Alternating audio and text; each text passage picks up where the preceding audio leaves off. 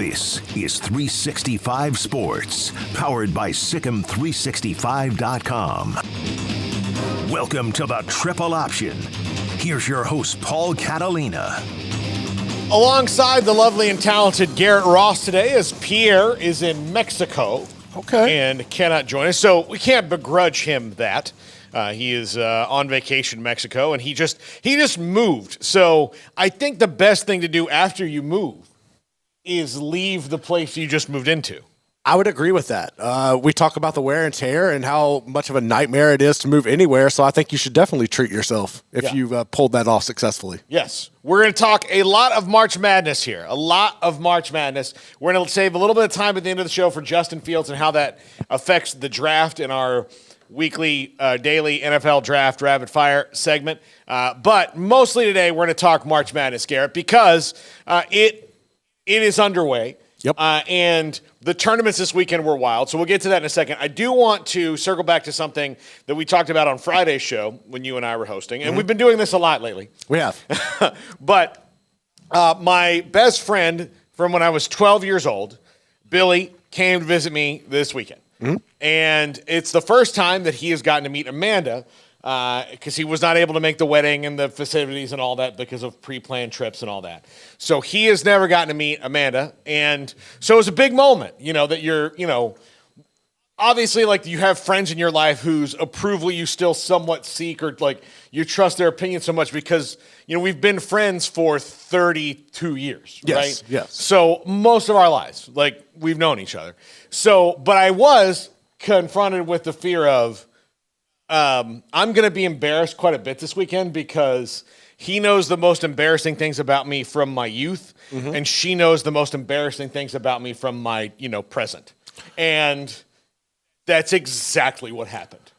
So was there a moment? Like, was there something? What was more concerning? Was there something from the past? It was mostly like where you find out you haven't changed as much as you think you have. Okay. Where they're like talking about something. They're like, yes, he does do that. And then you That's feel him. attacked. Yeah. That hasn't changed. He Yeah. did that when he was 15. And you're like, I thought I'd grown up a little bit. But Yes.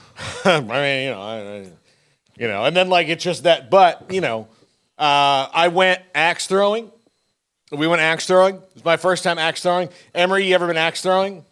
All right. I'm going to tell you right now, I will waste all you fools in axe throwing. I'm already an expert. I'm going to go to the Olympics in 2028. I don't think it's an Olympic sport, but I'll tell you right now, I'm good. So I'm quite good. I know you got the one bullseye. Is that what I they call several it? bullseyes. That was my third ever throw. Okay.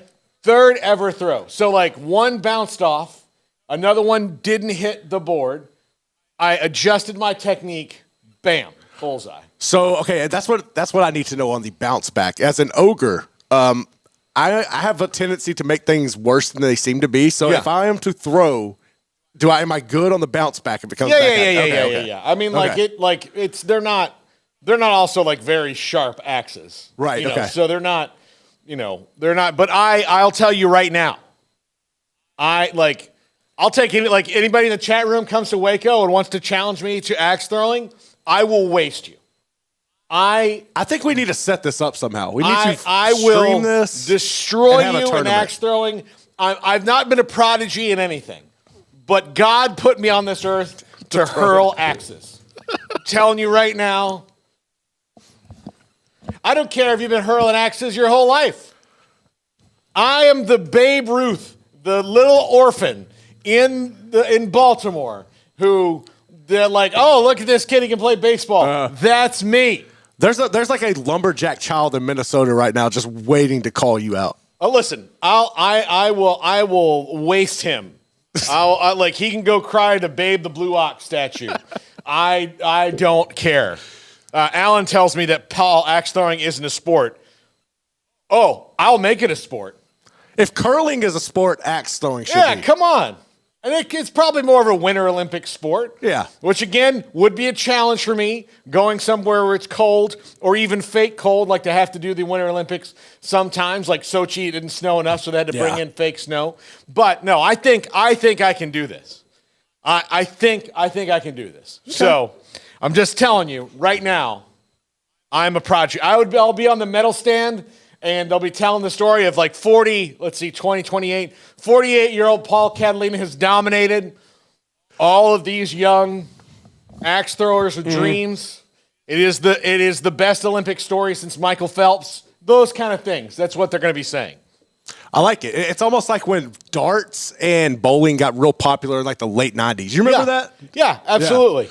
And look, I've already had doubters. People tell me that this is not going to happen, which is the fuel for every single athlete dream. Absolutely. Like LeBron James even says, like, people doubt me. And I'm like, I don't believe you that people doubt you. But if you believe that people doubt you, then people are doubting you. So, but I do. I have at least one doubter. That's all you need. That's all I need. Just one good doubter, man. So anyway, okay, to March Madness now. Listen, I just want the world to know. I want it out there on the internet that I will take on all comers when it comes to axe throwing. I'm not normally this brash and braggadocious. I'm a humble man when it comes to most things. The only other sport or thing I've heard you kind of talk on this level with confidence about is your tennis game. How is it? I mean, listen, look, tennis.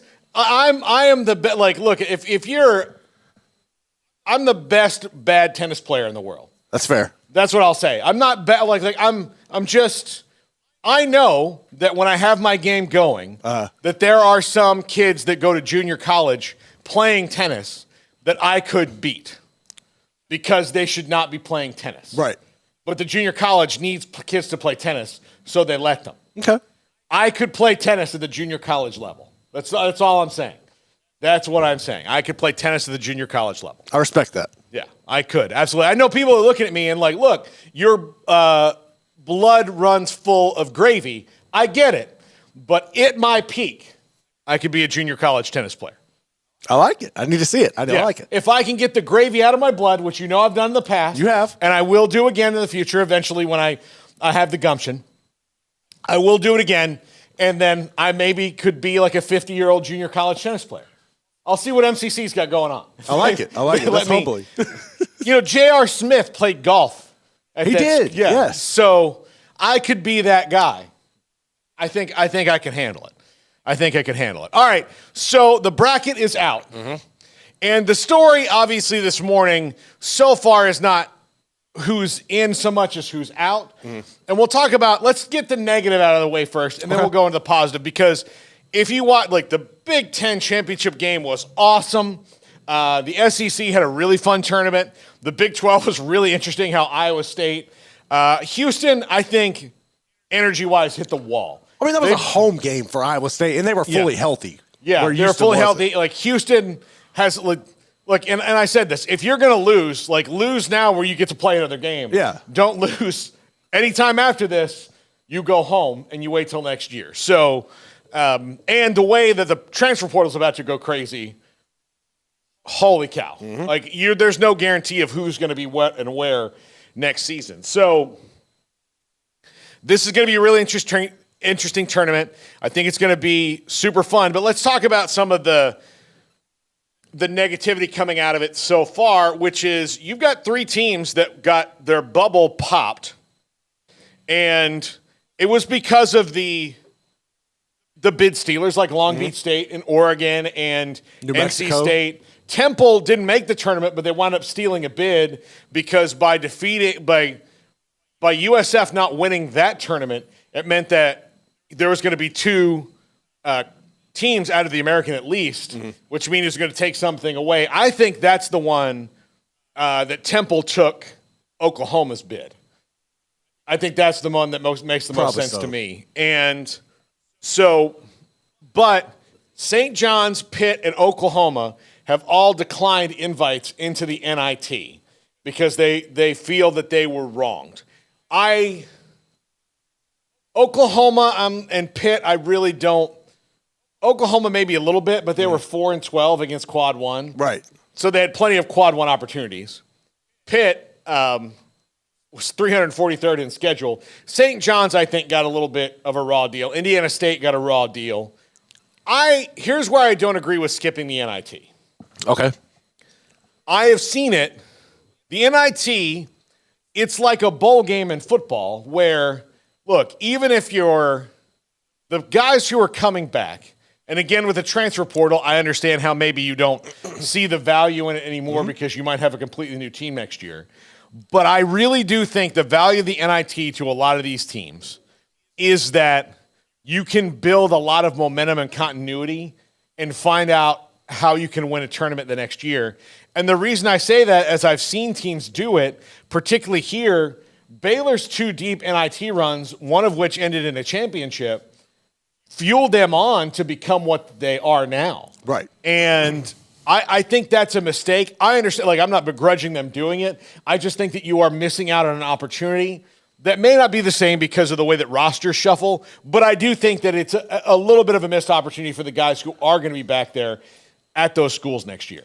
I'm kind of on the opposite end because I feel like if you're a team who was on the cusp of making it, like, all right, St. John's, for instance, that roster is going to look completely different next season. So I don't think that if they went into the NIT, it would necessarily benefit them in the long run. I think for a program like that, being able for Rick Pitino to evaluate right now his roster, the portal opens today, you're going to have multiple people start navigating that. I think starting to build things from the inside and work on next year that way is probably the way you're going to see more teams start to navigate this because you never know who you're going to have anymore. I do understand, like A&M did this. A&M had a good run in the NIT a couple years back, and they've kind of been able to build on it. But I don't think it necessarily holds the same value to teams as it did in the past. And like Oklahoma, you could say, why wouldn't you want to do that? Kind of could build some momentum. You're heading into the SEC and everything, but it's going to be a totally different landscape. Like everything's different for them. So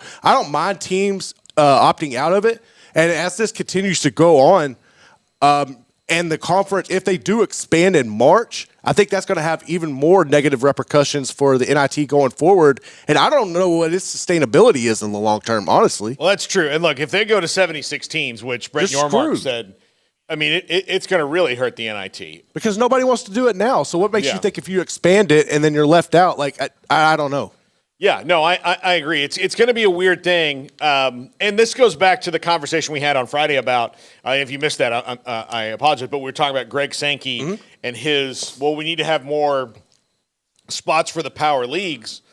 Well, again, Greg Sankey's not understanding that the power leagues are not what make this tournament what it is. And the fact that you may get a bid stolen, which both the SEC and the Big 12 did this week, that you both get bids stolen is, guess what? Like, all right, that's the price of doing business. And where I find it hypocritical on his part isn't that what you just did and have done in the college football playoff all this time? Is steal someone's bid? You just did it in football. You just did it. You absolutely just did it. So if your explanation is, well, it sucks for FSU, but that's part of it. I'm sorry. Go F yourself because you can't have it both ways. Granted, Greg Sankey is part of the rich and powerful. Yeah. So they're a group of people who often get to have it both ways.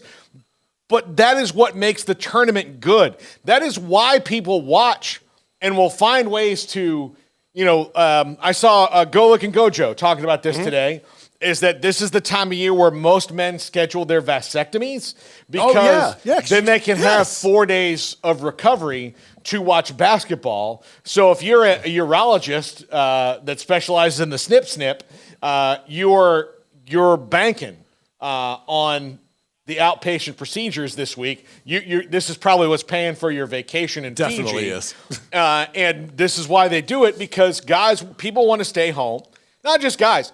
Basketball fans, people, men, women, whatever you consider yourself to be now in this modern parlance, you like basketball and you want to see people who don't watch college basketball all year will watch Colgate and Baylor because they want to see if Colgate can win that game. People are going to watch that Kansas game, even though it's at 9 o'clock Central Time, like crazy because they want to see if Sanford can unseat the mighty Jayhawks. That's what they want to see. So the more you put in, if that winds up being Kansas versus the 13th best SEC team, it's not as fun to watch. It's not. And the more I thought about this over the weekend, I kind of feel like he is because like if you go and track everything that's going on through this whole realignment and all the changes, people have dropped notes like and letting you know what they're going to do and everything ahead of time.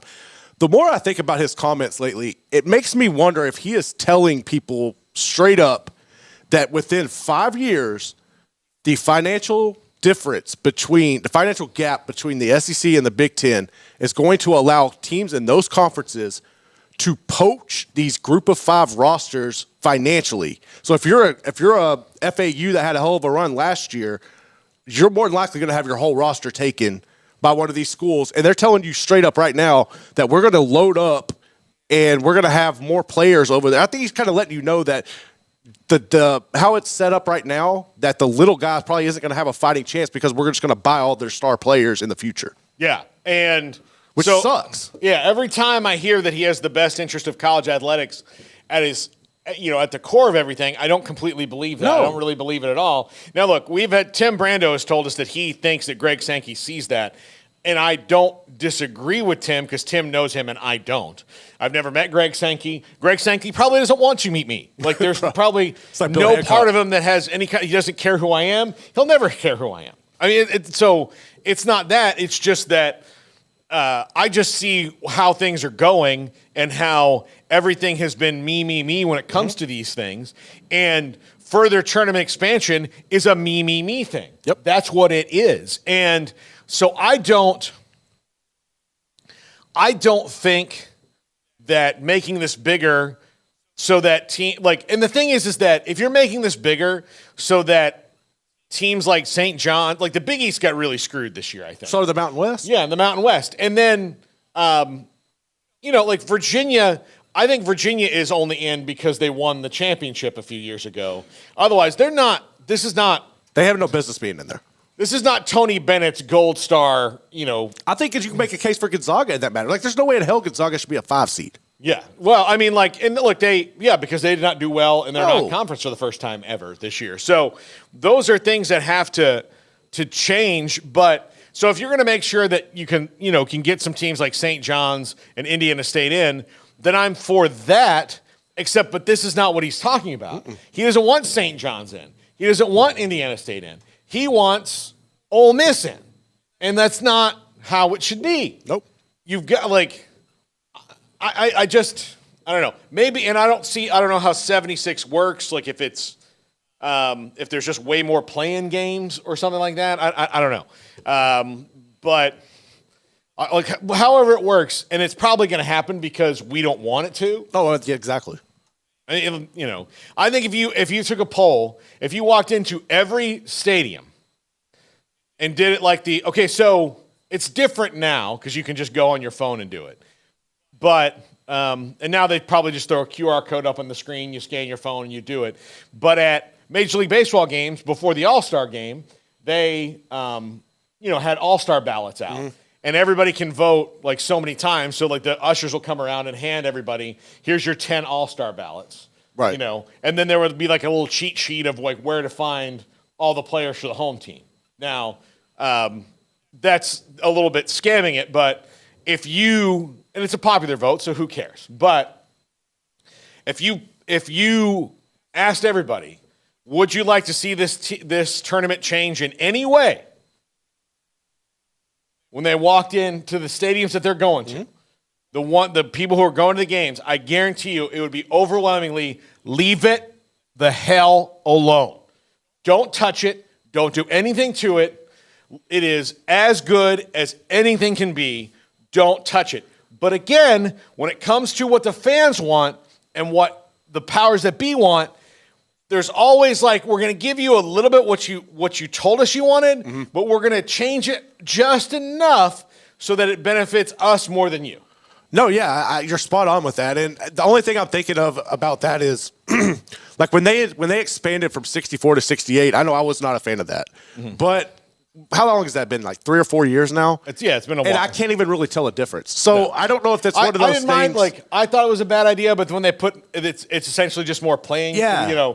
More the first 4, I'm sorry. When they made it the first 4, I like that because it means you've got some extra juice on this. if you add more to it, it just dilutes it even further. That's where I'm at. Like, I don't know if it's something that if it happened, I could adapt to, like the expansion. But 4 teams compared to another over 10, like that's too much of a gap. I don't know about that. Yeah, no, I agree with you. I think that because at that point, what are you doing? Like, yeah. If you're not good, like I don't know, man. You're just it's greed. All it is it's more games for more money for the networks, and at the end, they're the only ones who benefit. Like we're not benefiting from it. No, I mean, like, how is this? And again, I am also of the belief that the more you service, not do fan service, but the more you make it better for the fans, people are going to watch and want it more, as opposed to diluting it down to what is garbage, right? And that's where I lose steam a little bit, you know? And I just wish they would listen to us more. It would help. And when I say us, I'm not talking about the media. There's plenty of media out there. The general populace. Yeah, but like if you just listened to the people more, I would like that better. Just listen to the people more and say, all right, how can we do this and make everything better? When we come back, let's go through the bracket and where we see upsets coming because we've talked about the snubs. And, you know, like, look, if the Big 12 had gotten 10 teams in this year, they would have gotten Kansas State. Now, can Kansas State be a lot of the teams in this field? Sure, they can. Yeah, but they're not deserving. But did they earn it? No, they didn't earn it. They've got it like... And look, they're probably going to go to the NIT, right? Yeah. And they're going to, like, Jerome Tang will use that opportunity to get better. And that's fine. You can do whatever you want. I just think that you got to be really pissed off to forego the extra practices, you know, and, you know, to get through it, especially given the fact that it has paid dividends. Mm-hmm. And for Kansas State fans, they're going to see more basketball because Jerome Tang lived that here. Exactly. Where the NIT was a benefit. Now, granted, he could have 11 new players on that roster next year. We don't know, but for the most part, I think it's a good thing. When we come back, let's dive into the bracket. This is the Triple Option on 365 Sports. If your business is like most, you need things done quickly. But if you're still tying your critical applications together on multiple shared public networks, you've probably been feeling the slowdown. And that's no good for business. A private UPN fiber network can get you and your business moving at the speed of light. Whatever you need, we can build it. Internet, Metro Ethernet, Waves, dark fiber. We deliver custom private networks and are focused on business customers only. Our next generation 100% fiber optic infrastructure offers you low latency and ultra scalable bandwidth with speeds up to 100 gigabit to run your critical applications. Your connection won't be limiting your performance anymore. It's diverse and scalable, so it can grow and change as your business grows and changes. And with a secure carrier-grade private network, you'll have all the reliability you need. Contact UPN today to learn more. Fast just got faster. This is 365 Sports, powered by Sikkim365.com. Welcome to the Triple Option. Here's your host, Paul Catalina. Thank you so much for tuning in today for the Triple Option. I want to take a second real quick here and talk about someone I'm partnered with here. We're partnered with here at 365 Sports, is the Takes app. It is awesome. I had to do a lot of stuff this weekend. You get tons of real-time content, play-by-play you can follow for every game. They have little scores. You can make picks every single day, especially the tournament. They're going to have cool stuff coming up with that. And, you know, you can jaw with people. You can talk a little trash. Mm-hmm.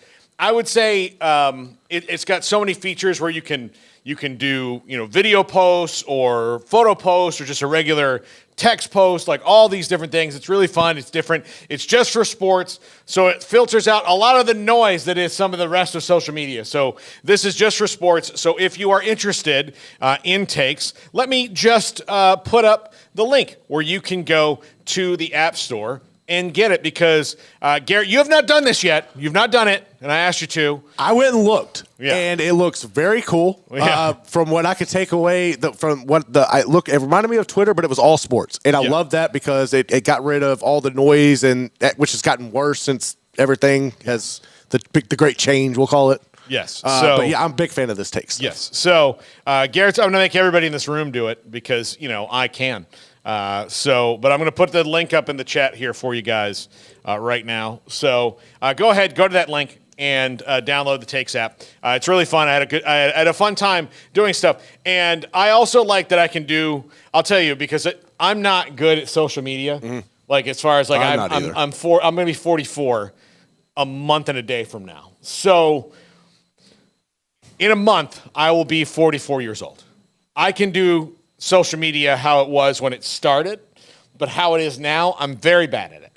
This makes it to where I can make stuff look cool and I don't have much effort. So if you want to look cool, which obviously is the most important thing you can do in life. Absolutely. Yeah, is look cool.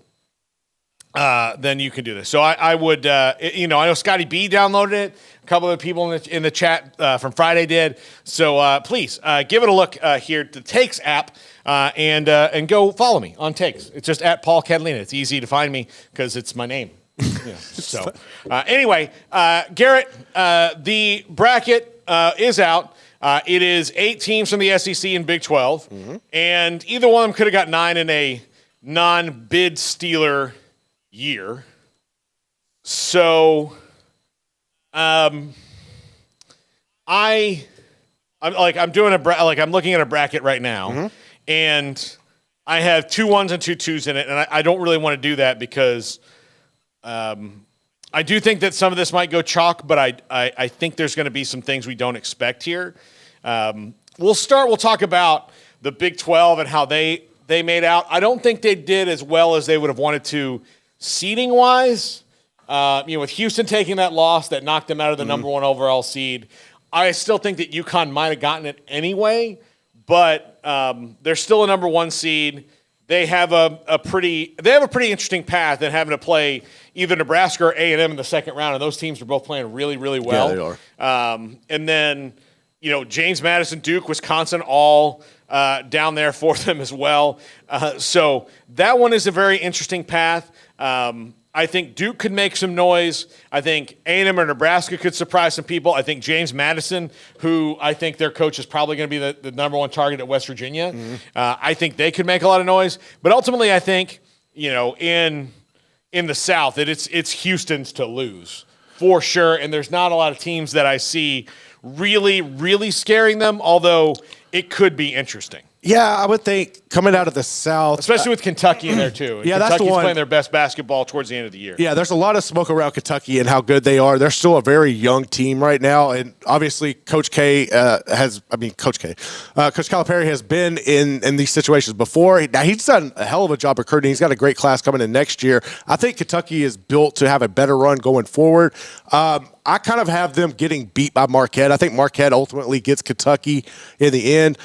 Duke is one that can make some noise as well. I think that matchup with James Madison, if James Madison is able to get past Wisconsin in the first round, could be an interesting one for Duke. But coming out of that one, I'm looking right now, I think you're probably going to have Houston and Marquette battling it out to see who's going to make it into the Final Four coming out of the South. Hey, how about this one, though? Here's an upset the Bears watching, depending on how they come out of the first round. Now, Tech is interesting to me because they get the Cinderella of the championship weekend at NC State right out of the gate, which I don't like. What NC State did was unbelievable. I don't think that they can handle Tech. I really don't. But Tech versus Kentucky in round 2 could be super interesting. No, I think they can muscle up with them pretty well. It could. I actually picked Tech to get beat.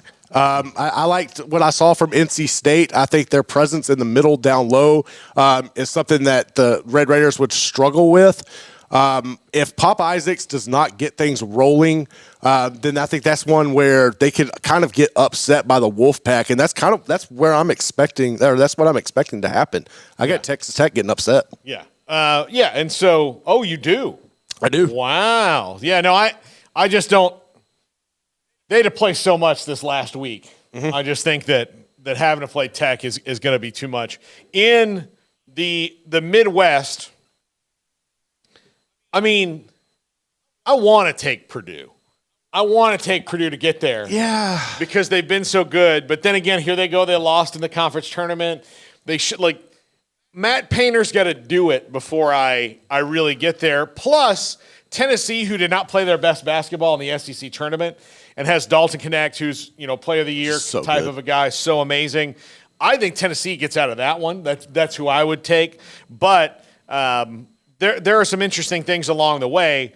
I think the most interesting thing to watch on the first weekend is Kansas and Gonzaga and their little pods against McNeese and Samford. Samford is not the best matchup for Kansas because they just bomb threes all day long. But if Kansas is completely healthy, I don't think that matters as much. But they've got to shoot more threes than they have in the last month. Essentially, since that Houston game, they haven't really done it. Yeah. The big win in Houston against Houston in the Fog.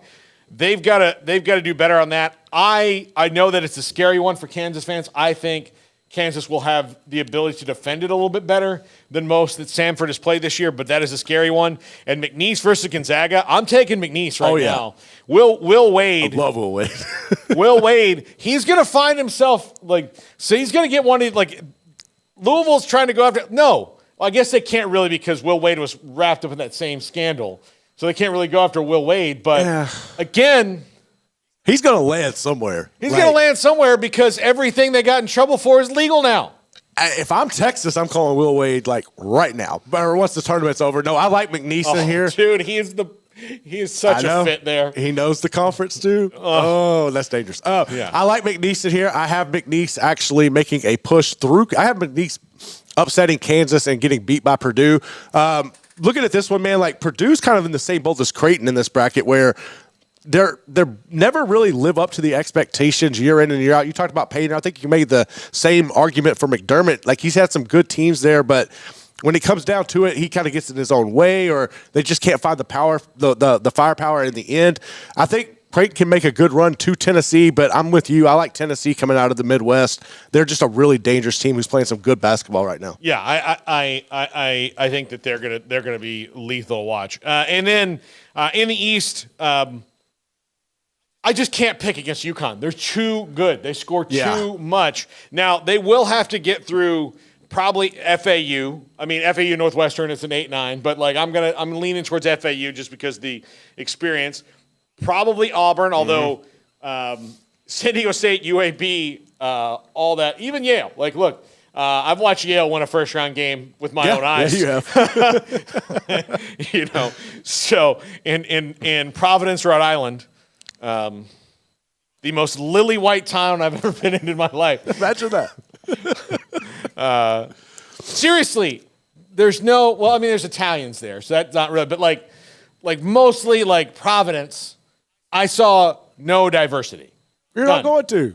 That's old world, man. I know, but even shocked because it's a big city by Rhode Island standards. It's the city, right? There's 3 cities in Rhode Island. It's very small, but Providence was just I never once saw anybody that wasn't Irish, or Italian. That was it. That's all that lives there.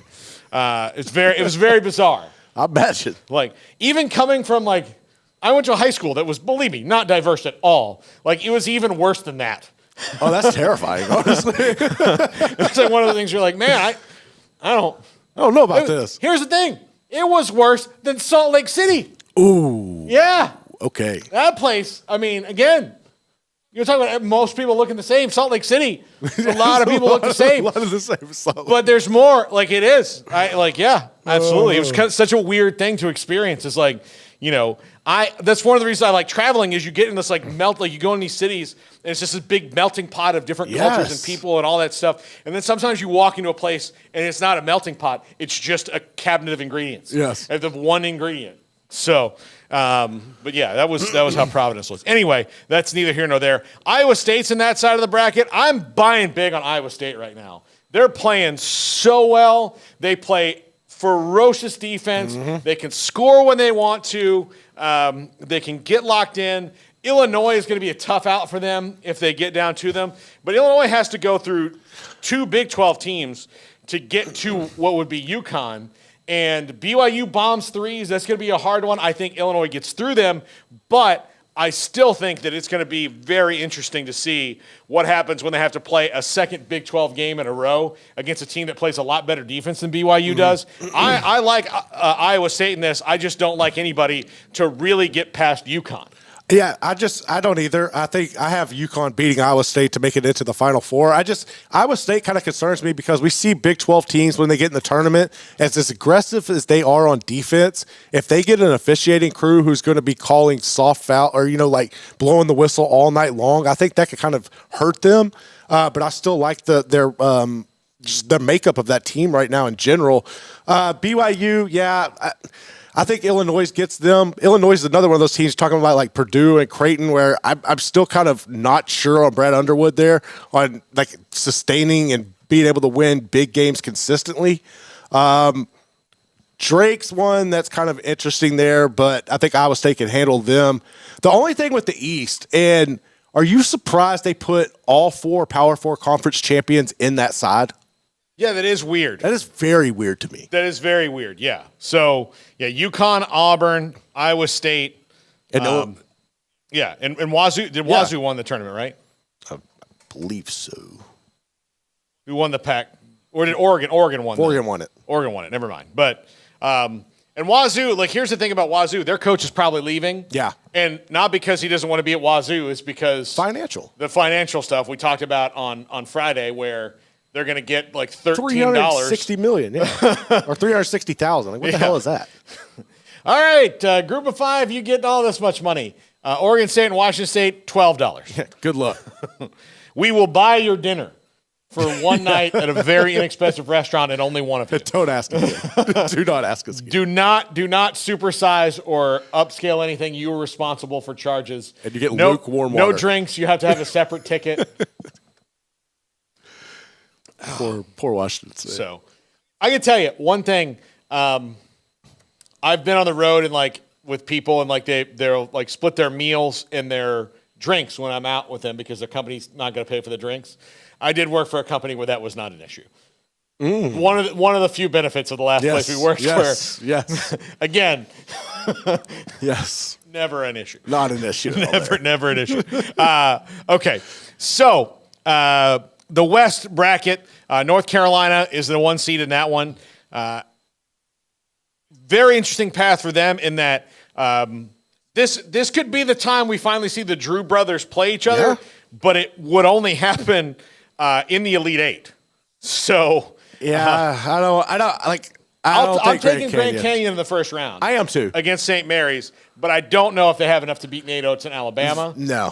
And I do think Alabama is going to provide a very interesting challenge for North Carolina, who can look really, really great at times and other times not so much. But certainly have solved their problems from last year. And, of course, when you have a 48-year-old Armando Bacot there for you, that makes things easier. And unlike last year, the champion, the year they lost to Kansas, and then last year, like everything was running through how long Armando Bacot could stay in a game and be effective. And essentially, when he got hurt against Kansas, they didn't have enough with him limping around to come to stave off Kansas's comeback. Now they've got so many other things that don't have to run through Armando Bacot. He is icing on the cake, which makes me think that they could get through this. I still like Arizona, though, to come through on this side. That's who I have Baylor losing to, because while New Mexico in the second round will be really good, I can see Baylor getting through the weekend well because I think they match up well. That's going to be a kind of a nice back and forth with New Mexico, and I think that they can do that, especially if they're shooting way better than it was in the Big 12 tournament with the time off they've had. And I think Arizona comes out of that one. I just, like, for Baylor, I think this is the best draw possible for them. I think that this is the easiest path they can get to making a Sweet 16. But I think that's about as far as they will get. I don't see them getting past Arizona. I don't know, like, when you were growing up, did y'all have, like, favorite college football teams and then separate college basketball teams? No. Okay, a lot of us did. Arizona was, like, always my basketball team growing up. So I would love to see them win it, but there's something about this North Carolina team and that matchup and the way they've come up short the past couple of years I think North Carolina gets past Arizona in that one, but I would not be surprised if Arizona did win. But I'm going to take the North Carolina in that one. Yeah. I'm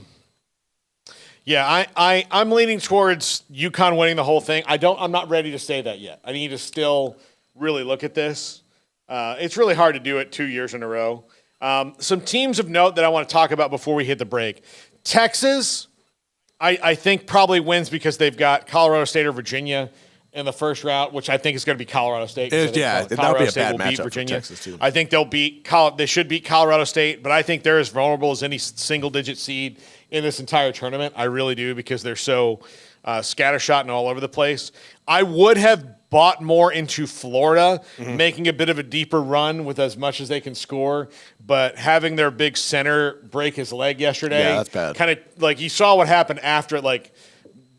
It was close for a little while, but without him, Auburn just was really able to pull away, and having to play Marquette in the first weekend, which I think they will.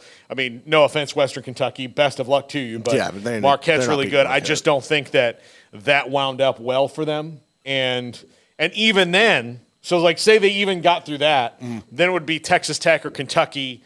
And again, those are two teams I don't think they match up well with without him in the lineup. So I think that kind of takes them out of it. I think Auburn, of all teams in the tournament that could upset UConn, I think they really could. Yeah, and they're underseeded too. They played their way through the middle of the year into a 4 seed, but this is a team that I really, really do think, because of the way they play defense, the way that they can bomb threes when they get hot. And the schedule they played. Yeah. They played a ridiculous non-con and then did what they did in the SEC. Yeah. So I think those are 3 teams of note to really watch. And Drake, Iowa State should be really, if that's what winds up happening, which I think it will. I think it will too. I think that one would be really, really interesting. If Iowa State can handle that Drake team, I think it'd be good. So, what are your thoughts on this Nebraska-Texas A&M matchup? I know it's weird. Nebraska's never been there, but you have the Trev Alberts thing. I kind of feel like I mentioned the other day that Texas A&M started this whole expansion with whining about not getting in a couple of years ago. What are your thoughts on this matchup between them and the Huskers? I think it's really interesting. With Fred Hoiberg, they're both playing really well right now. I think this is the best 8-9 matchup of the whole thing. And the 8-9s are usually the most fun ones at the start. I do think they got screwed a couple years ago. I really do. I'd rather have teams playing hot going in as opposed to, stumbling in. Nebraska, Fred Hoiberg has put his footprint on there. I'm leaning A&M because I think they've played a little bit better schedule than Nebraska has. But, again, Nebraska's really good. And they've got a really good coach, a coach I've always liked in Fred Hoiberg. So I think that might be one of the best games of the first week. Friday at 5:50.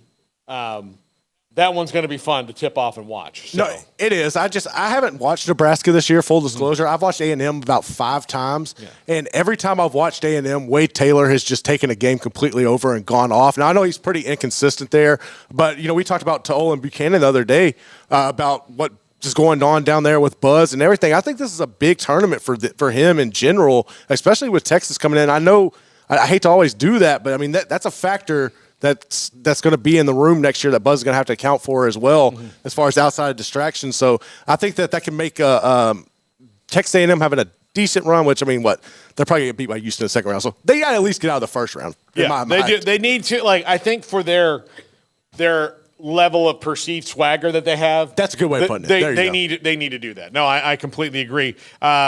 Paxton says TCU Utah State should be a good one. Yes. Should be a really good one there. TCU right now has got to worry of fending off people coming for Jamie Dixon, right? So yes, that's going to be a big part of that. All right, I'm all basketballed out for right now. Okay. I've got to recharge my batteries with a little bit of football. I like it. So we're going to talk about the NFL draft and the Justin Fields trade and how that affects the rest of it next. This is the Triple Option on 365 Sports. If your business is like most, you need things done quickly. But if you're still tying your critical applications together on multiple shared public networks, you've probably been feeling the slowdown. And that's no good for business. A private UPN fiber network can get you and your business moving at the speed of light.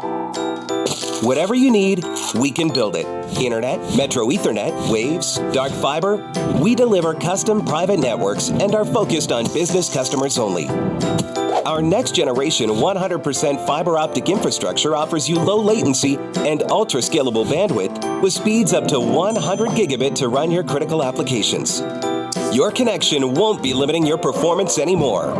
It's diverse and scalable, so it can grow and change as your business grows and changes. And with a secure carrier-grade private network, you'll have all the reliability you need. Contact UPN today to learn more. Fast just got faster.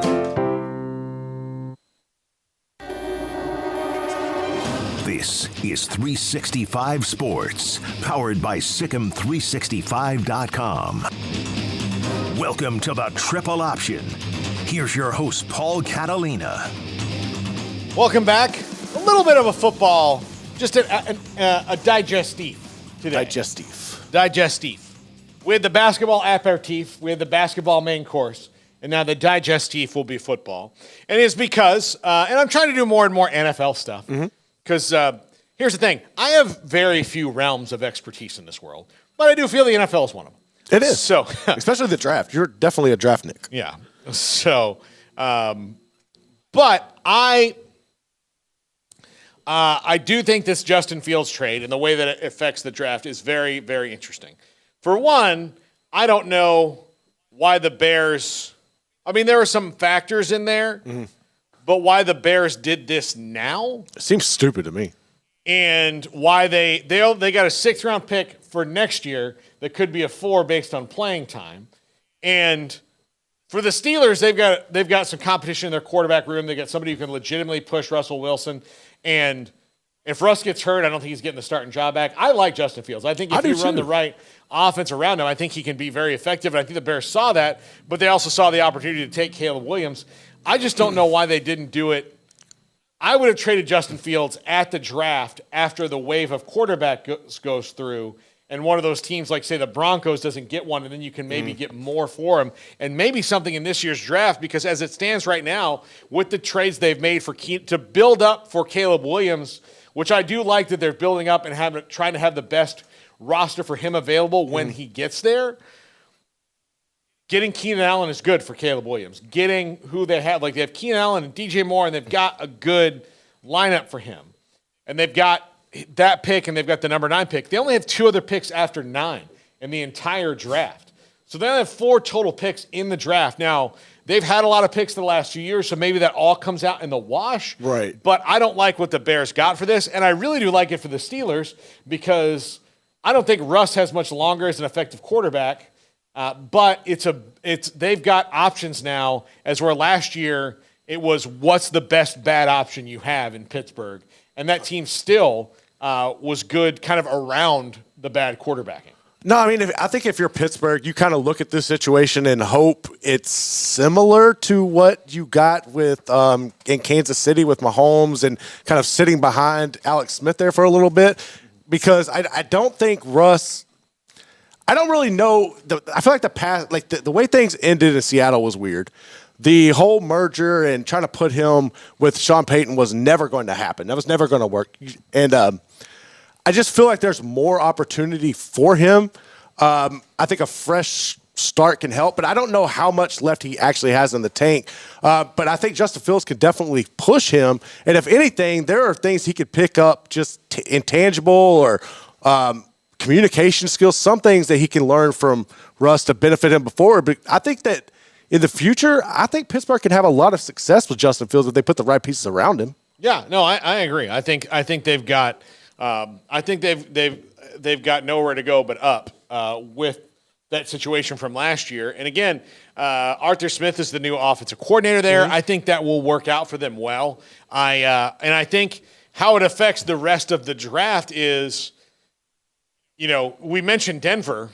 And look, Minneapolis just traded for Houston's first-round pick. They're probably going to try and package that and move up to get ahead of at least Denver. And that will determine how everything goes. But I think they're going to try to get up to 4 with Arizona and get the 4th quarterback, which would be probably overdrafting J.J. McCarthy. But Yeah, is that a necessary move to move up if you're only going to get McCarthy? Like, you couldn't wait and let him fall? If you think he's as good as the rest, or you think he can be your guy, then I don't know. Like, it might be a bit of a push when there's other guys around there, and we'll see how that goes. But this is bad news. I think the biggest thing is Justin Fields being in Pittsburgh is bad news for the Broncos, in that if they don't get who they want to be the quarterback of the future, then they've got to go. I mean, they really don't have any option. There's not somebody out there that has potential going forward to go get. Well, the Broncos are also in a weird situation because if whoever they draft, say they move up and they do get McCarthy, say you go up, you move, you get J.J. McCarthy, and in 2 seasons, Sean Payton's fired. More than likely, McCarthy's getting traded, and you just screwed yourself out of draft picks. So, like, what's the risk reward long term if you have a coach who's kind of unstable mentally as well? Or is that fair? Is that wrong? I don't think it's wrong. I just see like a weird dynamic there. I don't see Sean Payton working long there. And if whichever quarterback they move up to draft is going to hinder them in the future with picks, and then if it doesn't work out, everybody's screwed and you're blowing this thing up again in 3 years. So, but I mean, like right now, they're in the worst spot, right? To me, they're in the worst spot because they don't have any ammo to move up, really. Yeah. Outside of something that might be on the roster that you might need, or they also don't have. Like, they may have to wait another year. And look, if you have to wait another year, wait another year. There's some good guys going to be cut. Like Shadur Sanders, Carson Beck, Quinn Ewers. Like, there's going to be some good. And then somebody's going to pop off. You always know there's that one guy. Yeah, there's going to be somebody that we're not talking about right now. Maybe it's Cam Ward, at Miami. Maybe it's somebody like that. Maybe it's Riley Leonard. Like those guys that are going to be there next year. But I don't know. We'll see. I think it makes it really interesting. You know what? I think we're done. Okay. I think we've gone through everything today that we can go through, Garrett. What did we learn today? What have we learned? We have learned that the Big East got screwed. Yes. We have learned that Auburn is underseeded. Yes. We have learned that the Bears made a terrible decision, which is not surprised. And this was the best bet for Baylor if they want to make the Sweet 16. That's what I learned today. Yeah, there we go. Well, good deal. That's what I want. I want people to know what they learned today. Coming up on the show, we're a little fluid with guests right now. Mm-hmm. We'll talk Houston a little bit. We're trying to get our good friend Nikki Lattarulo on the show to talk about St. John's and their decision to forego the NIT because she covered them for SNY, and her rise has been meteoric. It has. So happy for her who used to be here in Waco. So we'll be back again later on this afternoon at 3 o'clock. Hope you guys enjoyed the show today. I had a lot of energy, a lot of positive energy. We also learned, Garrett left us out, that I am an axe-throwing prodigy. Yes. And that my future in that realm, look, if I'm on ESPN2 one day at 3 o'clock in the morning, you heard it here. You're sponsored by Takes. You heard it here. Yes, sponsored by Take. Like, you heard it here. Like, my goal to be on ESPN2 at 3:30 in the morning when you are either getting back from a bar or getting up to go to the airport and you just turn something on to watch brainlessly or you can't go to sleep. I want you to see me throwing axes. You're a man of inspiration at that time for somebody who just came home from the bar. They're going to go outside and start throwing stuff. Look what this guy's doing. With his life in his 40s. It's never too late to chase your dreams, kids. Never. It's never too late. This is the Triple Option on 365 Sports. If your business is like most, you need things done quickly. But if you're still tying your critical applications together on multiple shared